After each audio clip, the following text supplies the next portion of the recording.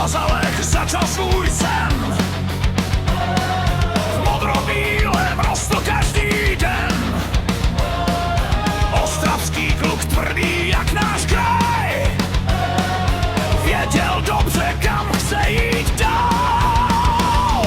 Když oblékl náš modrobílý dres, na tribunách střílil potlesk dnes. Nikdo tehdy ještě netuší, že svět fotbalu jednou pokoří. Z Bazalů až na vrchol celý svět tě dobře znal. Marek, Jankulovský, Baník na tebe byl pyšný. Liga mistrů, velká sláva, v srdci navždy Ostrava.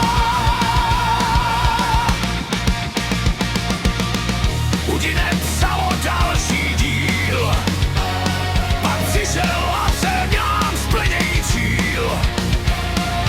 Na San Siru zněl vítězný řev, v žilách ale pořád modrobílá krev. Když nad hlavu pohár zvedal výš, každý baníkovec mohl říct: tohle není jen jeho sen, je to sen našich, co věříme.